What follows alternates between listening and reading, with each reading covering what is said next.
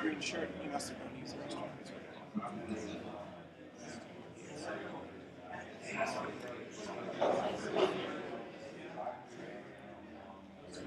Yeah, I'm ready. I'm gonna have him here when I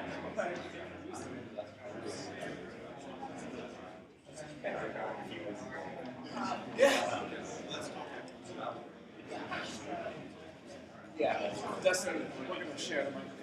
Both sides.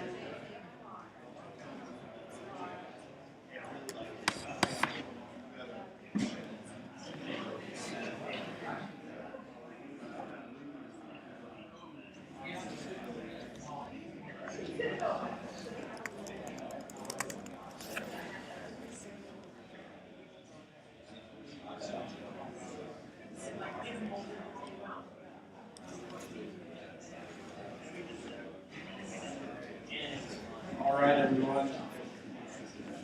Good morning and welcome to 1 Million Cups. My name is Baron Ryan. I'm one of the community organizers here. You'll come on and have a seat and get ready for our session today. If you're like me, you've been on Twitter and Instagram for the last few days and seen your friends post from South by Southwest, all these places that they're going, and hey, you should come to the Buffalo Lounge tonight and so forth.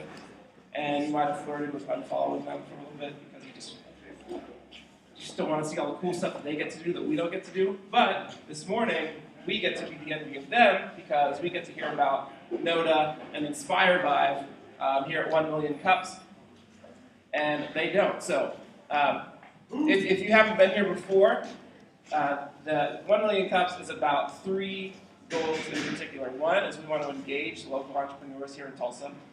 2, we want to educate the community, that's all of us, about what startups in the area are doing. And 3, we want to accelerate the growth of the startups in our communities. So you'll hear 2 presenters this morning. Each will get 6 minutes to talk about what they're doing, what problem they're solving, and where they're having difficulty. And then for 20 minutes, we get to ask questions and provide feedback to hopefully make their startup more successful after they present than before. Now, the first startup that we have is NODA, and they're kind of a celebrity within 1 Million Cups because they've already presented 3 different chapters, and this is their 4th, and that's one of the perks of presenting here is that once you present in one 1 Million Cups location, you can go to others as well. So NODA is an app that allows you to make predictions and to vote on other people's predictions. I downloaded it last week, and just this morning, I voted that indeed Mizzou will not win the Big 12 tournament, which is a good bet because they're not in the Big 12. Let's welcome Kyle Rogers with NODA, and let's give him a hand.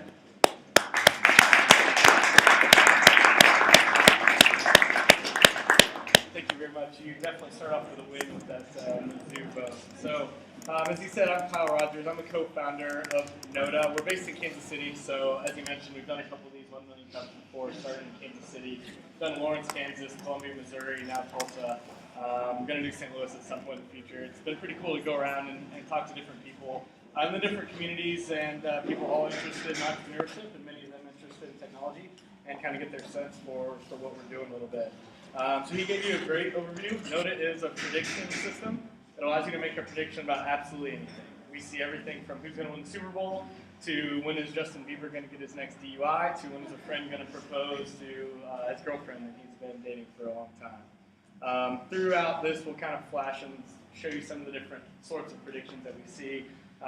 These are kind of real-world things. Both are a little bit morbid in a sense. Rob Ford actually was reelected.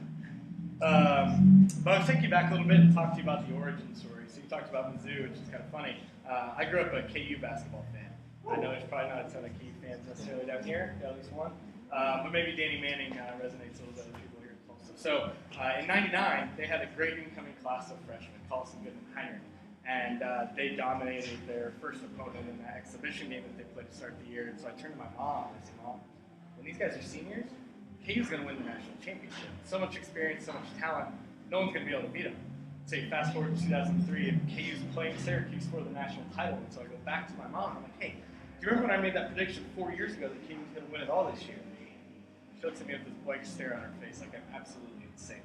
Of course she didn't remember that. It was just this passing statement that I made 4 years earlier. And so in that moment, NODA was really born. I always looked for a way to make predictions and to go back and track and be able to say I told you so when I got something right. In this case, I was wrong. But had I been right, be able to say I told you so, and likewise for people to be able to kind of call BS on me if I claimed that I made a great prediction months earlier and actually I'd been lying about it the whole time. So we'll show here, we see lots of social stuff. First date will be meh, resulting in a second but not a third. The funny thing about that is she's actually still dating that guy. So we all kind of talk about what NODA is and why we do it. There's kind of an axiom in business and specifically in technology products about whether you are a vitamin or an aspirin. You kind of strive to be an aspirin. You want to alleviate a headache for someone, solve a problem. Vitamins just kind of make things 10% better. So we're not really an aspirin. Like no one wakes up pulling their hair out saying, God, I really need this app so I can make predictions and brag to my friends. No one really sits and does that. But we don't think that we're necessarily just a vitamin either. We think that we're something a little different. So we always like to say that we're like crystal meth or crack cocaine. We want to create that addictive experience. We want to be that thing that you check a couple times a day, like I check Twitter, like some of you might check Facebook, to go back and to really engage with predictions about the future. So let's face it, we do this all the time. We're always making predictions about something, whether it's how long it's going to take me to drive from Dallas to Tulsa, or who's going to win the Super Bowl or something like that. It is this kind of ego piece, that ability to be able to say, I told you so, and be able to say, I'm the best at making predictions, maybe in general or maybe on specific topics. We really want to become that official record book so that, when someone does make an unbelievable prediction, they get credit for it. This is a great example of that. Did you guys see that Esurance campaign that they did after the Super Bowl, the $1.5 million giveaway? So this individual, Johnny Optimus, his real name's Mark, he's out in Kansas City. He figured out that John Intrader was going to be the winner of the contest 36 hours before it was announced on Jimmy Kimmel. And he went and predicted that on Noda. If he would have come to me a week later and said, hey, do you remember that Esurance thing? Like, I knew that guy was going to win. Like, okay, 30 million people went through that contest. Sure you knew that guy was going to win. Now he's got proof. He'll be able to for always say, here, on this date, I correctly figured out who was going to win the Esurance contest. And we serve as that record book. So I'll talk a little bit about our history as a company. We actually started, I told you about the founding story, but in 2011 we did a startup weekend in Kansas City. Startup weekend, get 54 hours over the course of a weekend to build out a business. And my co-founder and I were on that team. Actually, another person on that team was the creator, essentially, of 1 Million Cups, Nate Olson. So he was on our team then. At that point, we knew we weren't quite ready to start a business. We had been working for Sporting Kansas City, the soccer team in KC, for about 5-6 years at that point, and we had just moved over onto Sporting Innovations, which is a technology company to work on building tech products. And so we knew that was going to be very important for us to learn that process. So we put it on the back burner, and then about a year ago, really started to make it go Noda full time. Got into a business accelerator in Kansas City in the summer of 11. We were able to raise a small amount of funds from the Digital Sandbox, which is a grant program in Kansas City for young companies. Got a seed round back in November, which allowed us to go completely full-time and start to hire staff. We're now 5 people. As of Monday, our designer joined the team. Released the iPhone in December, Noda.com for web functionality in January, and then we released Android last week. So our development team is absolutely crushing it. In 14 weeks, we were able to launch 3 major platforms of our product. And now we're going to be rolling into some new functionality, which I'll tell you about during the Q&A most likely. Some interesting stuff here. So we have the little verified check mark. We actually were able to get Golden Tate, who played for the Seahawks this year, to make a prediction on Noda right before they won the Super Bowl. And turned out to be right, which is cool that we ended up with him and us on from the Broncos. But so that was pretty nice. And this other guy is a Yahoo Sports writer. He's been on there making lots of predictions about sports. So I know you normally ask this at the very end, but we kind of throw it in the presentation as well. What are we looking for? Why are we coming to 1 Million Cups? It really is about you guys trying out the application and giving us as much feedback as possible. If we build something that the 5 of us think is cool, okay, great, maybe we're proud of it. But if we build something that millions of people think is cool, well, that's a different story. And so to do that, we really need everyone's help. And letting us know what we're doing right and what we're doing wrong. All right. Well, thanks, Kyle. Now it's time for question and answer. So we have 20 minutes, and if you have a question, you can get my attention or Dustin. Are you also helping out? Okay. Dustin's attention. You can have one question, and then if you have a follow-up, just hang on to the microphone, and you can ask your follow-up question. After that, hand the microphone back to us, or hand it to whoever we direct you to. So we have one question here in front of us. Yeah, it's going to be 2. The first one was, you record these, you said permanently, so literally you guys will have this forever. Yep. Okay. And the other one is, how are you guys generating revenue from this? Yeah, so right now, we're kind of going the traditional, in the Silicon Valley sense, our consumer model, where our 100% of our focus right now is on building the best user experience and functionality as we possibly can, and on gating users. We do have several plans of being able to make revenue out of this. We kind of look at that in 4 different verticals, but that's something that we're not going to turn on until we know that this is going to be a scalable business moving forward and that people will continue to use it. So when we look at when we'll start to actually bring in revenue streams, probably looking at 12 to 18 months before we really start to turn those on. But we have plans kind of in our minds, and that we'll be testing out in various capacities. I'll run through them really quickly, but the first would be some sort of a sponsorship or advertising play, similar to what you might see in Twitter, sponsored tweets, sponsored trends, sponsored accounts, things like that. The one that's unique to us is because a prediction is at some point either right or wrong, that gives us a great opportunity to do contests, right? So if you get a prediction correct, you could be entered to win a contest. And the way that we would do that is whoever is sponsoring that contest, so Sprint, they were sponsoring contests around the NBA, who they own the rights to television contracts around. Then maybe Sprint gives a device to someone at the end of the week who gets an NBA-related prediction correct. So that's a little bit unique in kind of our world. The second would be licensing our content and being able to put that alongside other content. So when you think about that, you think of TV shows such as The Voice or The Bachelor, and you also think of news and content websites such as ESPN, CNN, those types of people might want to embed predictions within their experiences. We actually already have some good conversations on that front already with a couple different companies, but we wouldn't charge them right away. We would do some testing first before we turn on the revenue stream from that. Downstream, the two longer term ones are data analytics, being able to sell that data. So if everyone in this room makes a prediction that iPhone is going to fail when they launch their next product, that's something that Apple probably needs to know, right? We would be able to sell kind of the trends around their different products back to them so they can make sense of that information and either make product development decisions or minimum marketing communication decisions. And the last one, sorry, this one gets a little long, is a enterprise version. So you make predictions every day in almost every different walk of business, whether it's budgeting or whether it's in kind of medical field prognoses and things like that. If we can track the predictions and how well different people do at those things, we should be able to get better at predicting over time, which will make the outcomes of those industries better. Okay, I like the idea. I think it's really fun, so good job. Two questions, if I may. If not, I'll come back to it. One, a few years ago, and it might still be going on, there was something that a bunch of friends and I were a part of. It was ESPN Dash for the Cash. Yep. Do you have something like that in mind, where there's maybe like a monetary prize for correct predictions? That's my first one. Okay, yeah. Potentially. I don't know about monetary prizes, but prizes definitely we talked about. We think that's a way we'll probably make money. Street for the Cash, when we talk to investors or different people, they're kind of on our faux competitor slide because it's not exactly the same. What they do is they give you different sporting events throughout the day, and you pick between two options of what will happen in that event. So it'll be something like KU will win by 5 or more points, or the other team will win or lose by 4 points. And you have to pick between those two. Or in our world, there could be potentially thousands of different predictions around that game that are open-ended. So it's a lot more engaging. But what we talked about doing is creating kind of within groups, which is a piece of functionality we're going to launch soon. So groups will be a private place where you can make predictions, and only the people invited into that will see. We think that gives a lot of opportunity for kind of fun social stuff. So when we talk to college kids about this, the fraternity people and sorority people get really excited about a private group where they can make predictions, busting on their friends or whatever.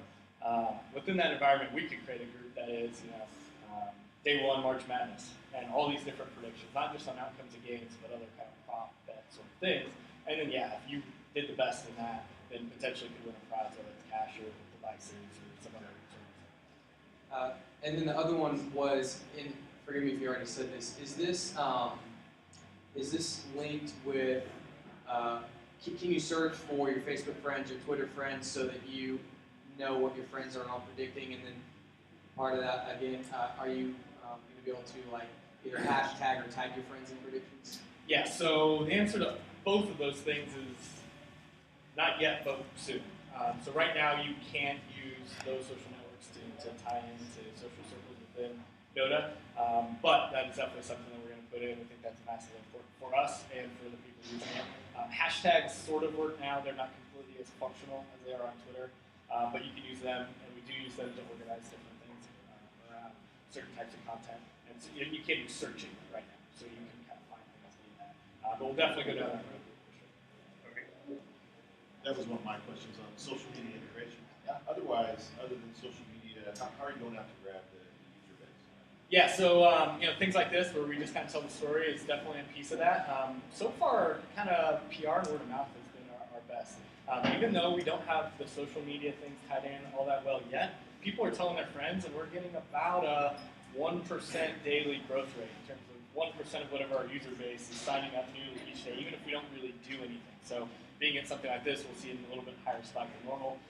Certainly when that insurance thing happened, we were able to get some PR out of that, some local coverage in Kansas City, and we saw a big spike that day. So those have been the biggest things so far. Groups, we think, is that next big piece that starts to take that rate higher, because now if we can convince one person that it's worth joining and creating a group, now they're inviting 2 other people, 3 or 5 or 10 or 15 or 100 other people. And so that should start to spur our growth even faster. Two-part question. You mentioned getting some small money from Digital Sandbox. Just curious how much that was and what you did with it. Yeah. And then to follow on that, how much do you think you're gonna need to grow to what you're trying to accomplish? Yeah, so Sandbox, that was, they were giving away kind of 10 to 25K depending on the project. And the way that worked was you had to actually submit a project to them, and they paid the contractors. They never funneled the money through you, so they were just paying for work to be done. So we got 16K from them. We used that to build our backend database and our APIs to create the system. So that's kind of the infrastructure on which all the different apps sit. And then we also did some legal fees out of that. The accelerator we were in, we got 18,000 from that, and so we combined the 18,000 from the accelerator and kind of the 15K that wasn't for legal from Sandbox, and that's how we built our first prototype. And then that process of one, having the prototype, and two, going through the accelerator allowed us to secure seed funding to be able to go through about September of this year. When we go to look to raise another round, we'll probably be looking to raise in the $1 million to $1.5 million range, just depending on how quickly we've accelerated in terms of partnerships and new users. Yeah, this is a comment. Maybe moving more from crack cocaine to the vitamin end of it. I'm glad that you have the data mining on your radar at this point.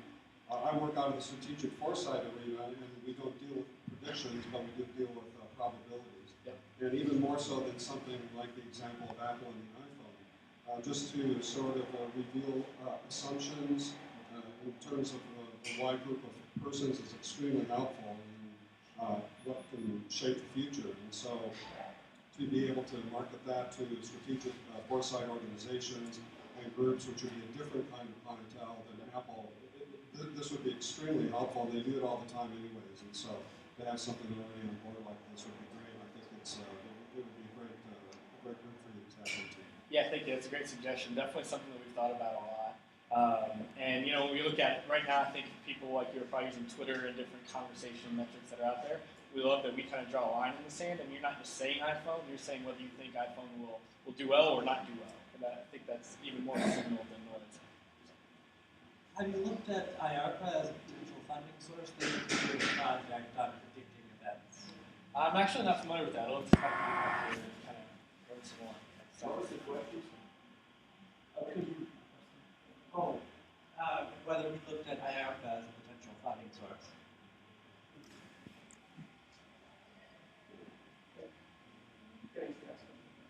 I know you were saying, about sports and stuff. Have you had a conversation with ESPN about, everything, everything? Have you guys talked about that yet?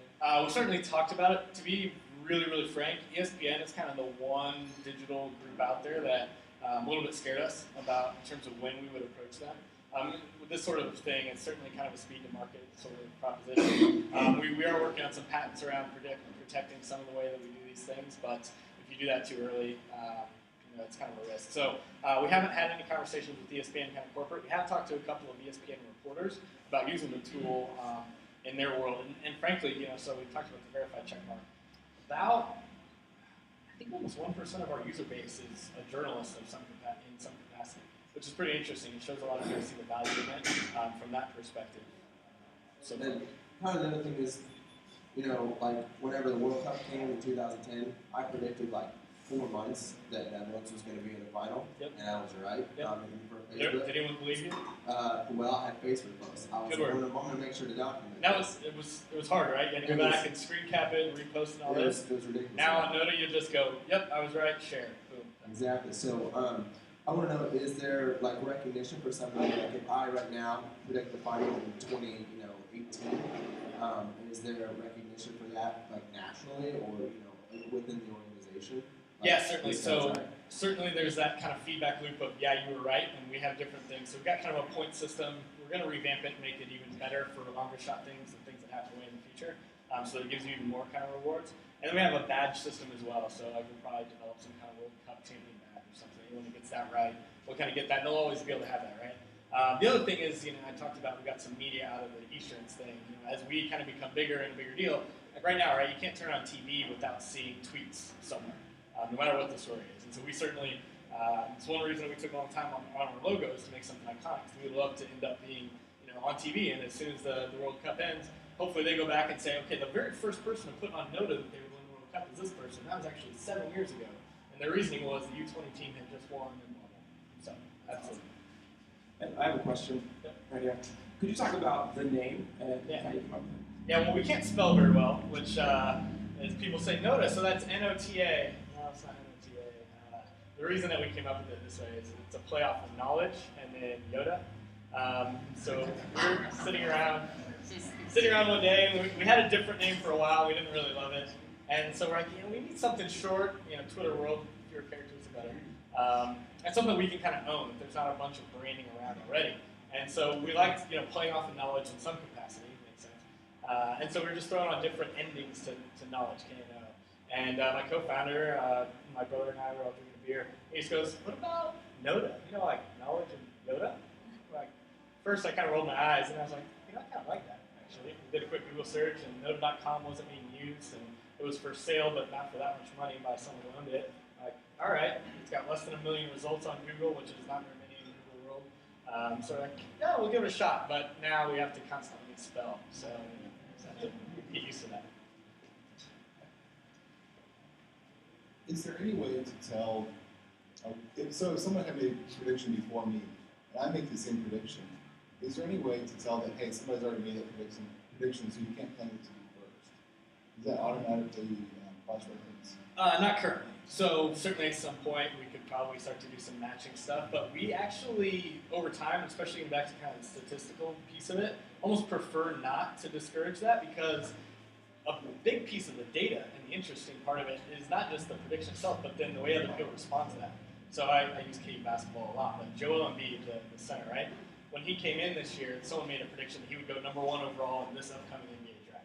We hadn't played in any games yet, and so only like 15% of people agreed with him. Once he started to play decent minutes and he looked pretty good, different person made the same prediction, and like 35% agreed with that. And then after he started games and played really well, someone made the same prediction. It was like 50-50 on whether he would go #1 overall. Now, if someone made it now with the back problem, I bet it would drop back down, right? So you can almost see kind of the trend of not only what's going on in the world, but also public opinion around events based on similar predictions. So certainly we'd be able to do it, and you might not get the first badge of that, but it's still very interesting, especially from a data perspective, to allow this to happen.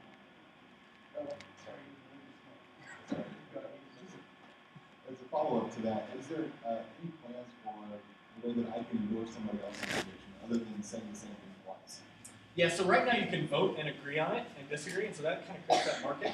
And so there's a way to do that. In the future, we'll probably introduce something like a favorite or something else like that to just kind of give someone a headline or for a prediction things like that. I can see this being very entertaining in politics. But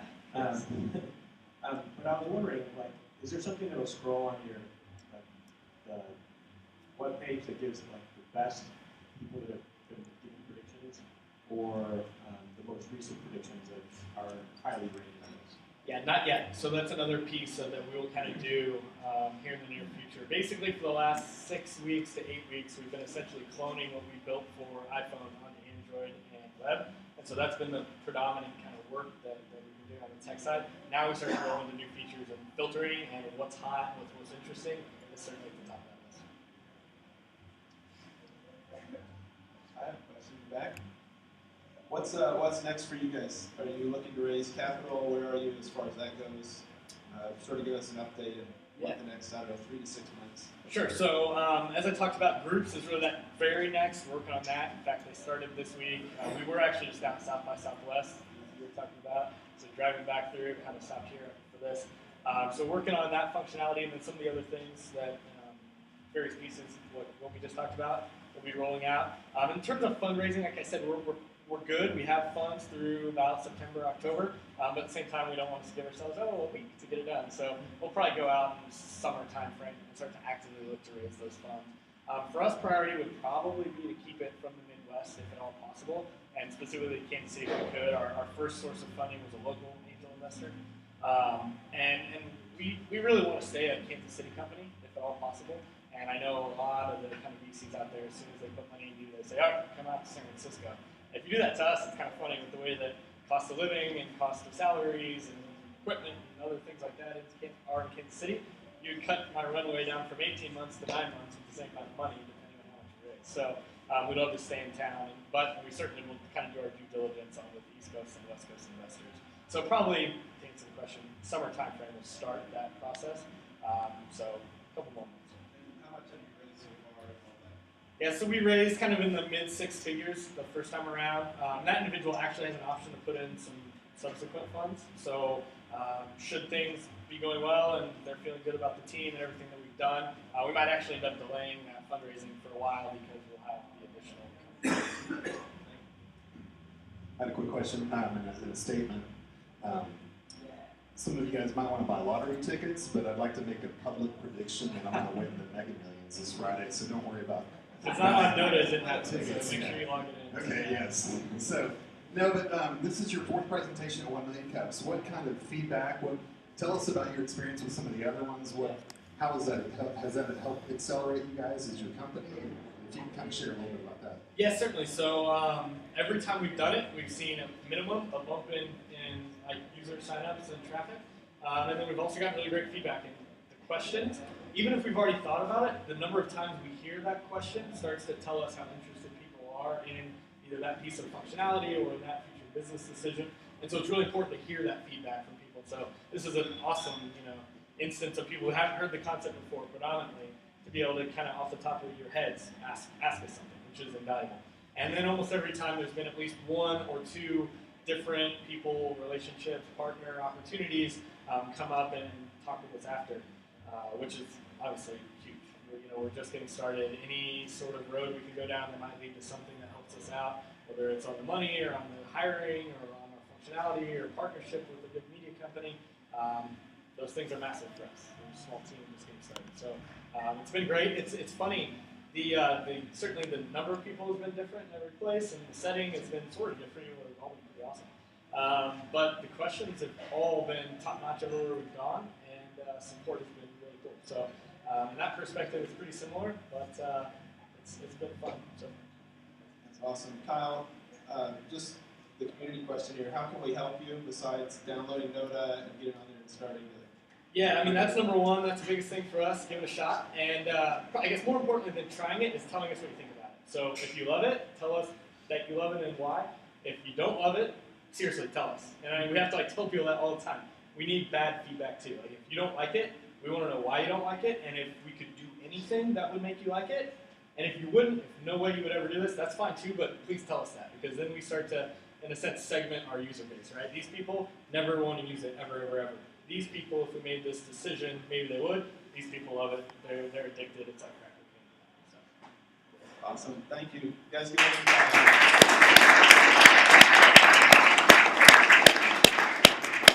All right, we got some announcements this morning. Daniel, I'm going to have you come.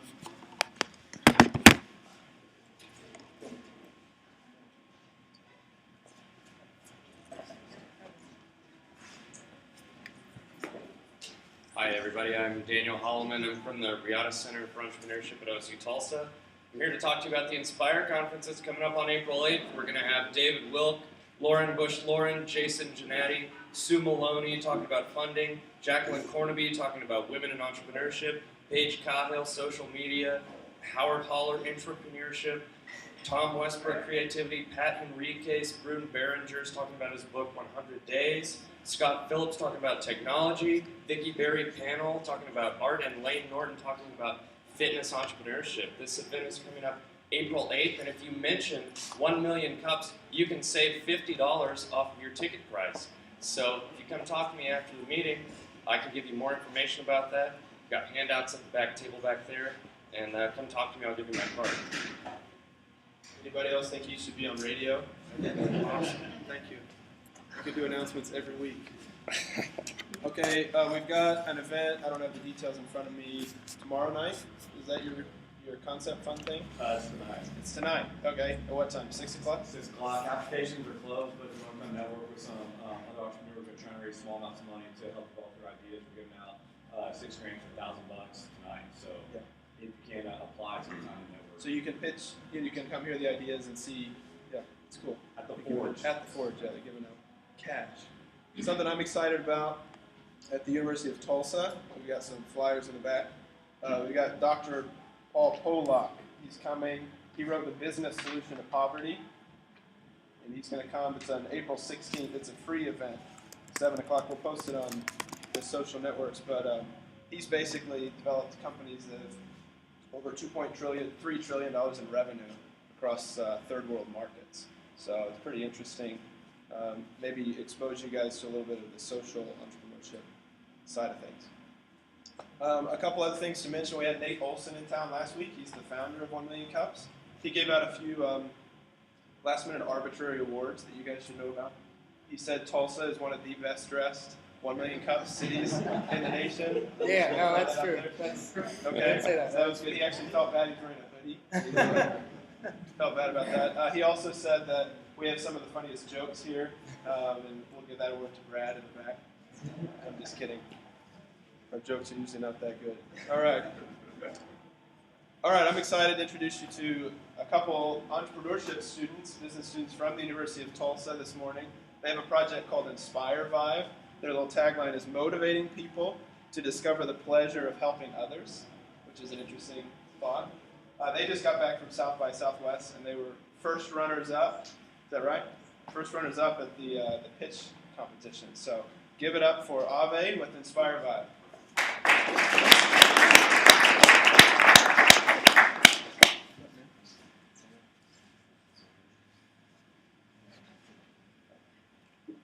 Good morning, everyone. Hope all of you are doing well. I'm going to start this presentation out with a little story about Paul. Paul was given a brand new red shiny car by his brother for free. His brother just gave it to him. And Paul walked out of his office one day and saw a kid from the street admiring the car. And the kid said, "Mister, this is a really cool car." Paul said, "You like it? My brother gave it to me." The kid's eyes opened up and was like, "Wow, I wish." And he paused. Paul knew what he was going to say. I wish my brother would give me a car like that, or I wish I had a car like that. But he was astonished to hear the boy say, "I wish I was a brother like that. A brother that would give a car to his own brother for free, for nothing." Astonished, Paul said, "You want to ride?" The kid said, "Yes, please." They were riding along, and the kid said, "Would you mind driving by my neighborhood and stopping in front of my house?"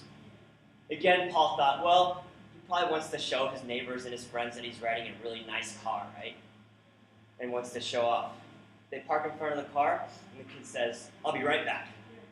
He goes into the house and carries his brother out, who's a little hurt and can't walk, and says, "Hey, that guy, his brother gave him that car. One day, I'm going to be able to give you a car just like that so you can see the world that I've been telling you about." That day, Paul learned that the true happiness comes from helping others, from serving others, and not necessarily from receiving. Sometimes we forget that. Sometimes we seek happiness in things like cool cars or cool gadgets, when the real happiness comes from helping others. There's even a lot of research that shows that when we help others, endorphins are released that make us feel good. Other research shows that things like substance P, things that chemicals that prohibit pain, are released when we help others. That's why at Inspire Vive, our mission is to motivate people to discover the pleasures of helping others. We're able to do that through contests that we run online, where we give away tickets to the best events in town. Events at the VOK Center, Oklahoma City Thunder games. And the way people earn points to these contests are by either raising awareness on social media about a global issue, or volunteering at a local nonprofit organization that we've partnered with. Now, a lot of you guys are probably thinking, where's the business in that, right? So we knew we needed to build a business model to make this sustainable. And we found an opportunity in social media advertising. The social media ad industry is worth $4.2 billion and is expected to double in the next 2 years. Yet it still lacks the most powerful form of marketing, peer-to-peer promotion. When people raise awareness during these competitions, they will also be talking about how a company is helping solve that issue or that global issue they're raising awareness about. For example, we just ran a small campaign for Whole Foods, in which everyone competing posted social media messages about how Whole Foods is helping aspiring female entrepreneurs living in poverty around the world. In this 8-day competition, volunteers went out and volunteered over 22 hours. This was during these snow days. In addition to these 22 hours that were volunteered, which includes donating blood, over 800 people posted social media messages about how Whole Foods is helping these aspiring entrepreneurs. This equaled over 250,000 impressions. So we're changing how advertising works. Instead of spending on PR and on marketing, companies can spend once with Inspire Vibe and take care of both. They're raising awareness not only about their brand, but about what their brand is doing for the community. And that helps them as a brand, and that gives them a competitive advantage because consumers not only care about a product and a service, but they also care about what the company is doing for the community. And that's becoming more and more relevant in our society. In addition to this, we're also providing free volunteer software to schools and organizations. We found out that a lot of schools and nonprofit organizations were tracking volunteer hours by hand. Volunteer coordinators are spending hours just sorting paperwork that their students gave them, and then other 50 hours just inputting all of them into a spreadsheet. Now, their students can sign on to Inspire Vibe, report their own hours. The charity receives an email, and they just have to confirm the hours, and then the school gets their database just starts forming without them doing anything. We feel that this will help these schools become more efficient, and on top of that, in order for them to track their volunteer hours, their members have to sign on to Inspire Vibe. So by giving this volunteer software to a school, we get an additional 800 members to our site. This is an example of one of our contests. As you can see, there's the live leaderboard to see who's winning. These are some of the examples of tweets that people have posted. This person had 121 tweets. In the last contest for Whole Foods, we had someone with 200 retweets. Because it's a competition, they're motivated to call their friends, to email them and say, hey, retweet my message. So it makes these messages a lot more valuable than, say, a promoted tweet. A promoted tweet comes from the company.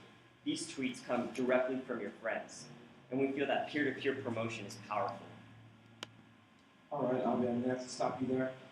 Let's open it up for questions and a chance for Abe to respond to those questions. And this is Jared, my partner. He's going to come up and help me with the questions if you guys have technical questions. He's the tech genius. When you were talking about how schools can use this to track student volunteer hours, if this were, let's say, Jared, my partner, for credit or something, the students, like seniors, they had to do 20 community hours a semester. Do you have a way built into the system when you were talking about how schools can use this to be able to verify student hours here hours done kids, like if this were, let's say, is there a way for credit or something, students, like seniors, they had to do 20 community hours a semester.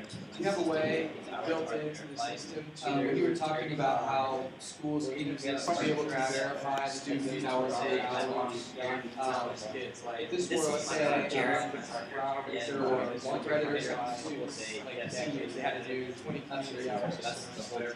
Do you have a way built into that system when you were talking about how schools can use this to be able to verify student hours here hours kids, like if this were, let's say, every hour one credit or something, like every hour had to do 20 community hours a semester. Do you have a way built into that system when you were talking about how schools can use this to be able to verify student hours here kids, like if this were, let's say, every hour one credit or something, like every hour had to do 20 community hours a semester. Do you have a way built into that system when you were talking about how schools can use this to be able to verify student hours here kids, like if this were, let's say, every hour one credit or something, like every hour had to do and something like this. Is this even possible? We can go on and go, okay, I live in this market, Tulsa, Oklahoma.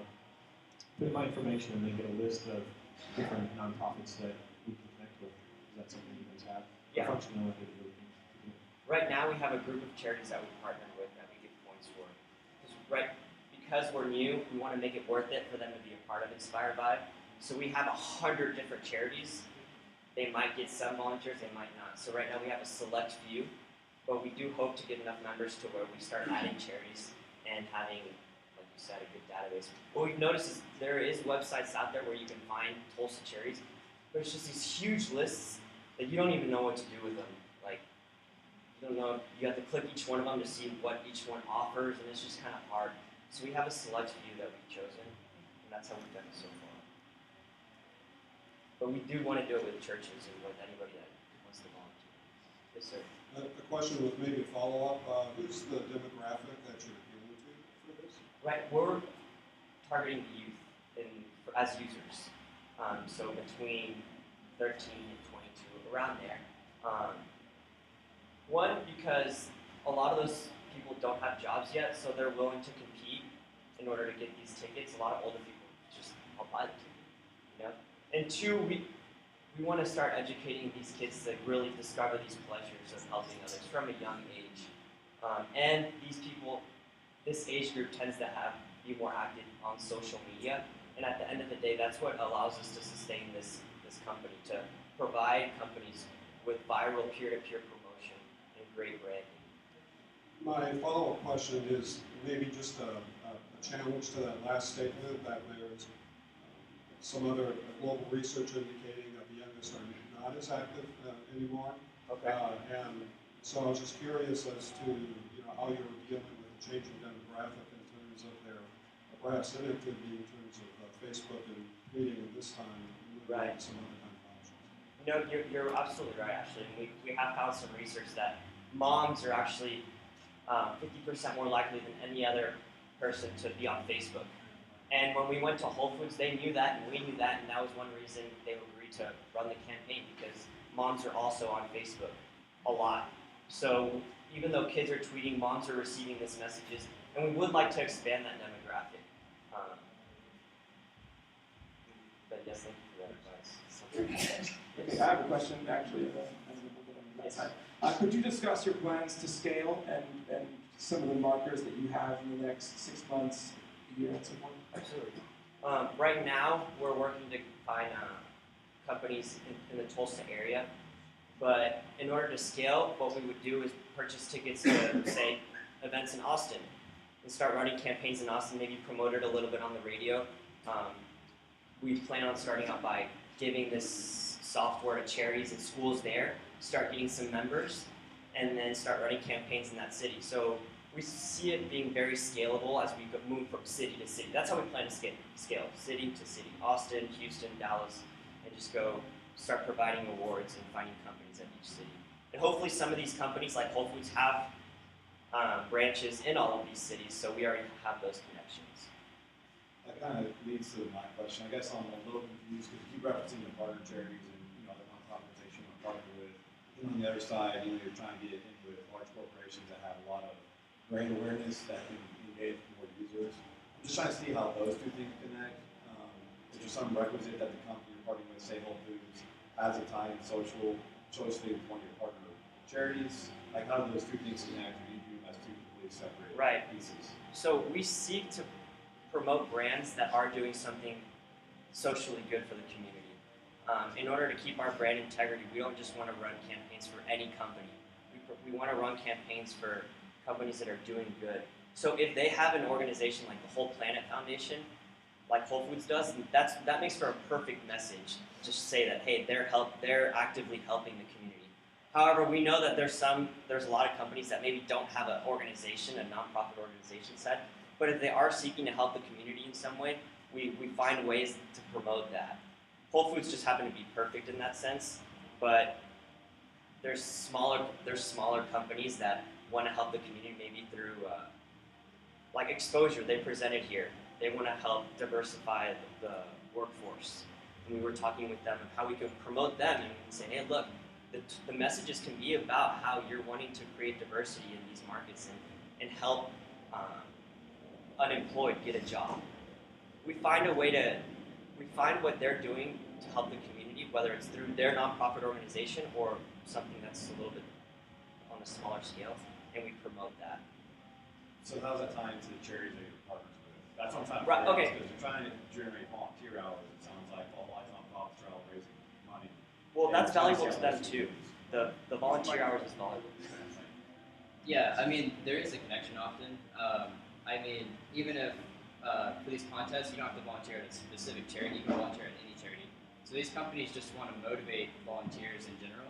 But we've also found that many companies might have 1, 2, 3 charities that they really support, that they're already maybe providing financial donations to, and maybe they want to raise awareness about the charity. Maybe they want to supply that charity with additional volunteers. Maybe they want that charity to have a way to more efficiently attract their volunteers, and we're able to provide all of those. So it's kind of a win-win for everyone involved. I just had a couple thoughts when you guys were talking for suggestions. So first of all, for who to talk to. First of all, have you guys heard of Enactus? No. Okay, it's a collegiate organization where, like actually schools of business. I graduated from ORU, and we competed in this competition. It's regional, national, and global, and it's about entrepreneurs in action for the greater good. And so it's focusing on helping people, planets, and profit. And so you try to develop entrepreneurial ideas to help the environment as well as help profits. And it's typically focused on helping in a humanitarian way. And if you go to enactus.org, you might be able to find all the different businesses that support Enactus, which you might be interested in supporting that space. So I think that would be a cool link to get to the businesses. And then secondly, you might even talk to ORU for they have a local outreach program. And so they're already connected with so many different organizations here in Tulsa and have a huge pool of students that sometimes it's required for hours for classes, or they have just tons of volunteers that already go to different charities, and then you be able to tie it in and track it through Inspire Lab. So it's awesome. Thank you.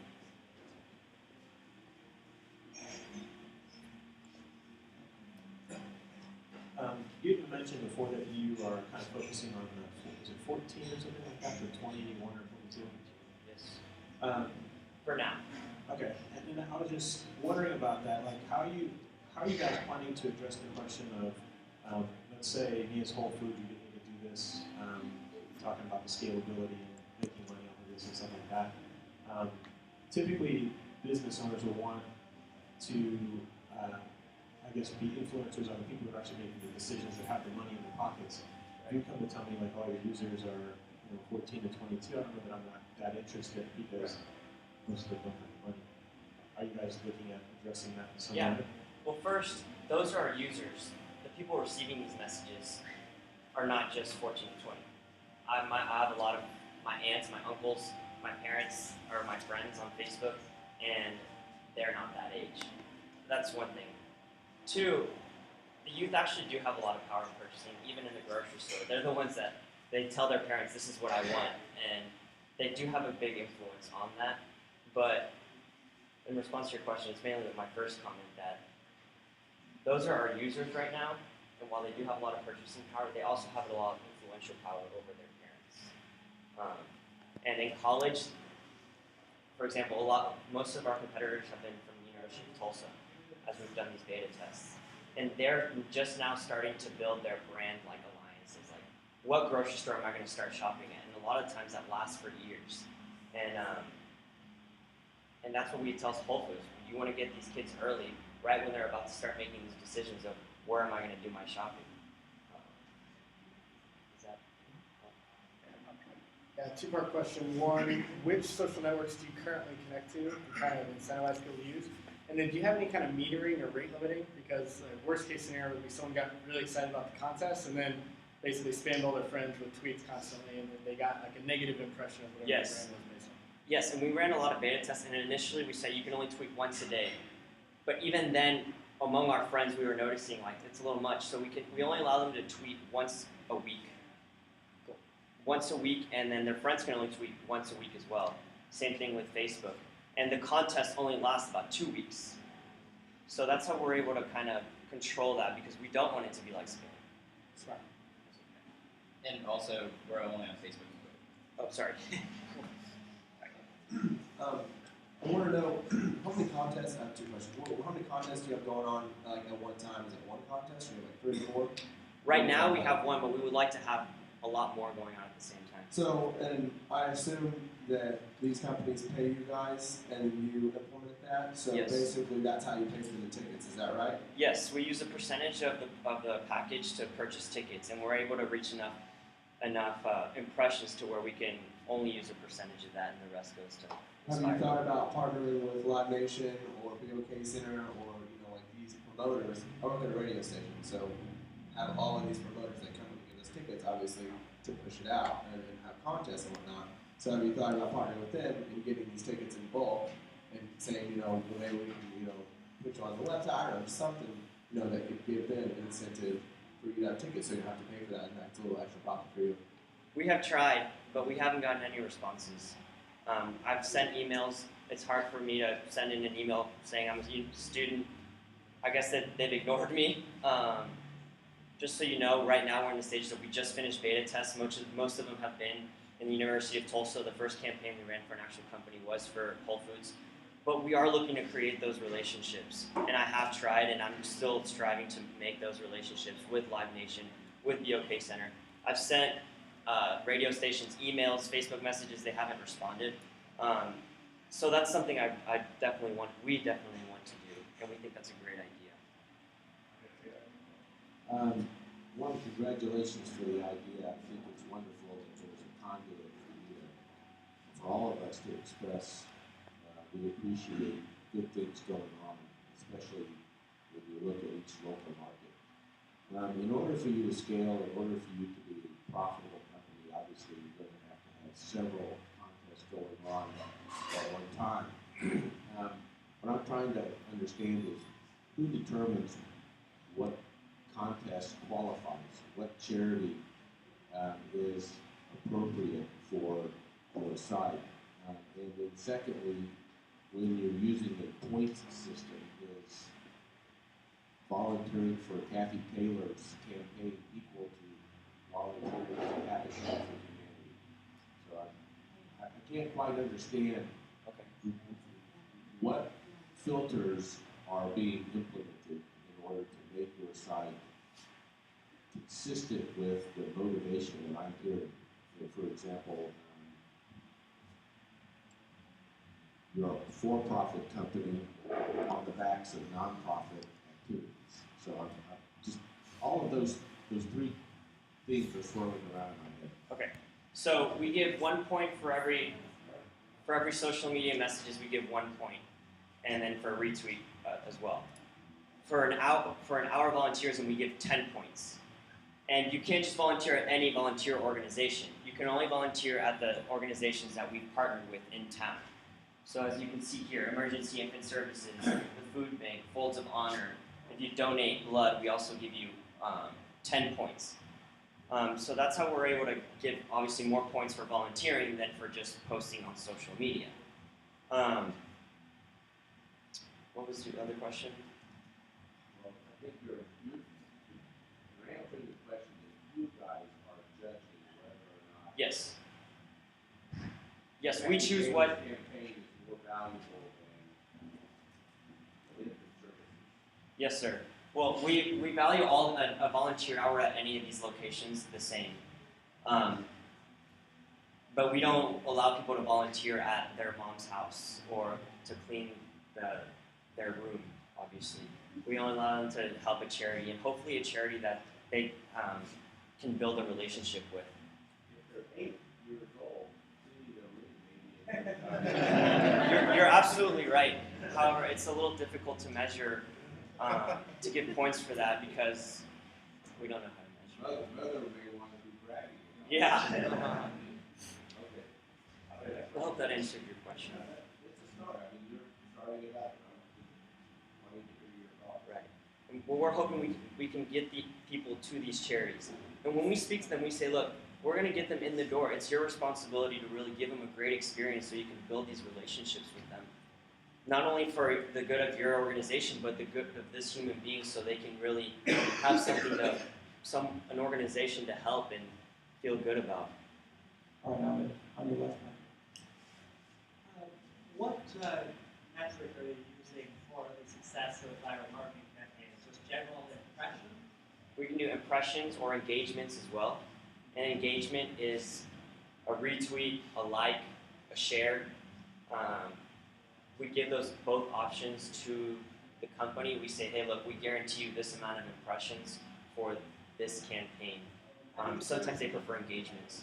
Have you considered restricting particular demographics? Because, I mean, somebody can get a bunch of, or an 18-year-old might be able to get a bunch of 18-year-old friends to all retweet something, but if I'm Whole Foods, I don't really care so much about an 18-year-old as much as their 30-plus-year-old moms.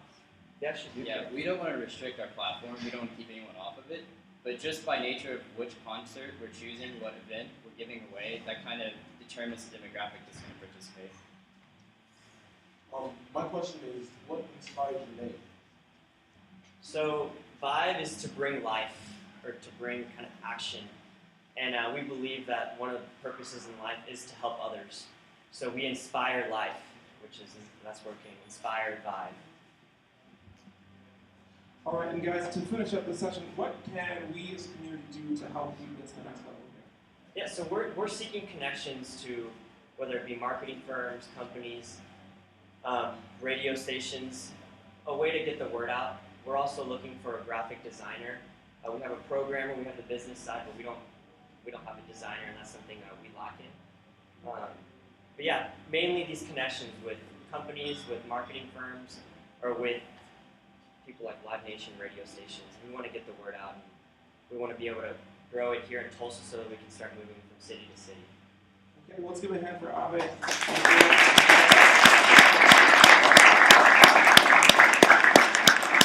All right, thank you guys so much for being here again. 1 Million Cups happens every Wednesday at 9 o'clock. We always have 2 startups, and it'll be completely different next week. So we hope to see you again next week, Wednesday morning at 9 a.m. here at Foolish Things.